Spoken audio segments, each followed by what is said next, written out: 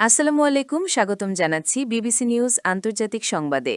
শুরুতেই সংবাদ শিরোনাম, এরপর বিস্তারিত। যুদ্ধের প্রথম ৩৬ ঘণ্টায় ৩,০০০ অস্ত্র ব্যবহার করেছে ইসরায়েল। যুক্তরাষ্ট্র, ইরানের সমরশক্তিতে মার্কিন টমাহকের মরণ কামড়, কী পরিমাণ মজুদ আছে অস্ত্রটি? ইসরায়েলের অত্যাধুনিক হেরন ড্রোন কি? হরমুজ প্রণালী খুলে দিতে ইরানের সঙ্গে আলোচনায় চীন। দর্শক, এতক্ষণ শুনছিলেন সংবাদ শিরোনাম। এখন বিস্তারিত। আপনি যদি ইসরায়েলের ধ্বংস চান এবং মুসলিমদের পাশে থাকেন, তাহলে ভিডিওতে লাইক করে চ্যানেলটি অবশ্যই সাবস্ক্রাইব করে দিবেন এবং আপনার মূল্যবান মতামত অবশ্যই কমেন্টে লিখে জানিয়ে দিবেন। এখন বিস্তারিত। যুদ্ধের প্রথম ৩৬ ঘণ্টায় ৩,০০০ অস্ত্র ব্যবহার করেছে ইসরায়েল। ইরানের বিরুদ্ধে শুরু হওয়া সামরিক অভিযানের প্রথম ৩৬ ঘণ্টায় যুক্তরাষ্ট্র ও ইসরায়েল ৩,০০০-এর বেশি নিখুঁত নিশানার অস্ত্র এবং ইন্টারসেপ্টর ব্যবহার করেছে। এই বিপুল পরিমাণ অস্ত্রের ব্যবহার পশ্চিমা দেশগুলোর প্রতিরক্ষা সরঞ্জাম সরবরাহ ব্যবস্থায় বড় ধরনের ঘাটতি ও উদ্বেগের সৃষ্টি করেছে। পেইন ইনস্টিটিউটের তথ্যমতে সংঘাতের শুরুতেই ইরান প্রায় ১,০০০ ড্রোন ও মিসাইল নিক্ষেপ করে। এর জবাবে যুক্তরাষ্ট্র ও ইসরায়েল ব্যাপক আক্রমণাত্মক ও রক্ষণাত্মক কৌশল গ্রহণ করে। ইরানের সমরশক্তিতে মার্কিন টমাহকের মরণ কামড়, কী পরিমাণ মজুদ আছে অস্ত্রটি? শনিবার ২৮ ফেব্রুয়ারি থেকে শুরু হওয়া ইরানের বিরুদ্ধে অপারেশন এপিক ফিউরি নামক সামরিক অভিযানে যুক্তরাষ্ট্র বড় আকারে টমাহক ক্রুজ ক্ষেপণাস্ত্র ব্যবহার করছে। আন্তর্জাতিক বিভিন্ন গণমাধ্যম ও সামরিক বিশ্লেষণধর্মী প্রকাশনা দ্য ওয়াশিংটন পোস্ট এবং 1945 থেকে জানা যায়, অভিযানের প্রথম ৭২ ঘণ্টাতেই মার্কিন নৌবাহিনীর ডেস্ট্রয়ার এবং সাবমেরিনগুলো থেকে প্রায় ৪০০টি টমাহক ক্ষেপণাস্ত্র নিক্ষেপ করা হয়েছে। বিশেষ করে তেহরানের বিমান প্রতিরক্ষা ব্যবস্থা ধ্বংস করা এবং পারমাণবিক ও সামরিক স্থাপনাগুলোতে নিখুঁত আঘাত হানার ক্ষেত্রে এই দীর্ঘপল্লার অস্ত্রটি মূল ভূমিকা পালন করছে। টমাহক হল যুক্তরাষ্ট্রের একটি দূরপাল্লার ক্রুজ ক্ষেপণাস্ত্র, যেটি ভূমি এবং সাগর উভয় জায়গা থেকেই ছোড়া যায়। সাধারণত সাগরে যুদ্ধজাহাজ থেকে এটি ছোড়া হয়।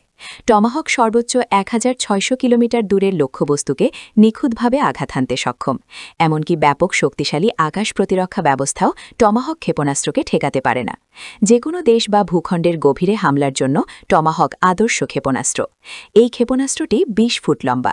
বিমানের মতো টমাহকেও দুটি পাখা থাকে। ক্ষেপণাস্ত্রের মাঝামাঝি জায়গায় থাকা দুই পাখার প্রস্থ ৮.৫ ফুট এবং ওজন ১,৫১০ কেজি। এটি নন নিউক্লিয়ার অর্থাৎ পারমাণবিক ক্ষেপণাস্ত্র নয়। এর আগে গত বছরের অক্টোবরে ইয়েমেনে হুথি গোষ্ঠীর বিরুদ্ধে এই ক্ষেপণাস্ত্র ব্যবহার করে হামলা চালিয়েছে মার্কিন নৌবাহিনী। টমাহক ক্ষেপণাস্ত্র বেশ ব্যয়সাপেক্ষ সমরাস্ত্র। বর্তমানে যুক্তরাষ্ট্রের কাছে এই ক্ষেপণাস্ত্রের মজুদ নিয়ে সামরিক বিশ্লেষকদের মধ্যে ব্যাপক আলোচনা চলছে। বিভিন্ন স্রোত যেমন CSIS এবং 1945 থেকে জানা যায়, যুদ্ধের শুরুতে যুক্তরাষ্ট্রের কাছে ব্যবহারের উপযোগী টমাহক ক্ষেপণাস্ত্রের মজুদ ছিল প্রায় ৩,৬০০ থেকে ৪,০০০ ইউনিটের মতো। ইসরায়েলের অত্যাধুনিক হেরন ড্রোন কি? হেরন হল ইসরায়েলের তৈরি বড় আকারের মানববিহীন আকাশযান, UAV। এটি মূলত নজরদারি, গোয়েন্দা তথ্য সংগ্রহ এবং দীর্ঘ সময় আকাশে টহল দেওয়ার কাজে ব্যবহৃত হয়। এই ড্রোনটি প্রথম ২০০৭ সালে ইসরায়েলি বাহিনীতে যুক্ত করা হয়। ইরান ইসরায়েল সংঘাত চলাকালে উভয় পক্ষই ড্রোন ব্যবহার করছে।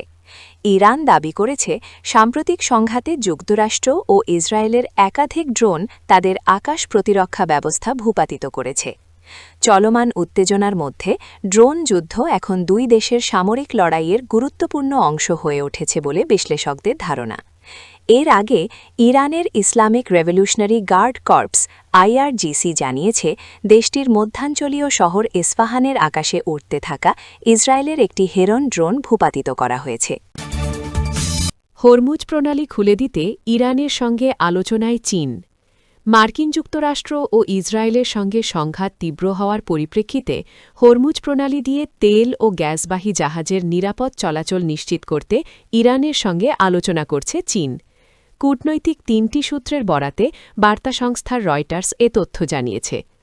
প্রতিবেদন অনুযায়ী বৃহস্পতিবার সংঘাত ৬ষ্ঠ দিনে গড়িয়েছে। এর ফলে বিশ্বের অন্যতম গুরুত্বপূর্ণ নৌপথ হরমুজ প্রণালী প্রায় অচল হয়ে পড়েছে। এতে বৈশ্বিক তেল ও তরলীকৃত প্রাকৃতিক গ্যাসের প্রায় ১/৫ সরবরাহ ঝুঁকির মুখে পড়েছে।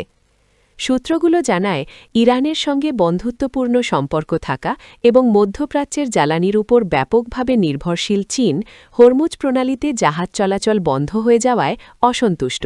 তাই বেইজিং তেহরানের উপর চাপ দিচ্ছে যাতে অপরিশোধিত তেল ও কাতারের তরলীকৃত প্রাকৃতিক গ্যাসবাহী জাহাজগুলো নিরাপদে চলাচল করতে পারে। বিশ্বের দ্বিতীয় বৃহত্তম অর্থনীতি চীন তাদের মোট তেল আমদানির প্রায় ৪৫% হরমুজ প্রণালী দিয়ে পেয়ে থাকে। জাহাজ ট্র্যাকিং তথ্য অনুযায়ী আয়রন মেইডেন নামের একটি জাহাজ সংকেত পরিবর্তন করে চীনা মালিকানাধীন হিসেবে দেখানোর পর রাতের মধ্যে প্রণালীটি অতিক্রম করেছে।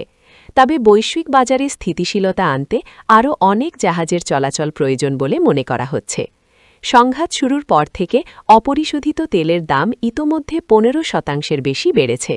ইরান উপসাগরীয় অঞ্চলের জ্বালানি স্থাপনা ও হরমুজ প্রণালী অতিক্রমকারী জাহাজে হামলা চালানোর কারণে উৎপাদন ব্যাহত হওয়ায় এই মূল্যবৃদ্ধি হয়েছে বলে জানা গেছে।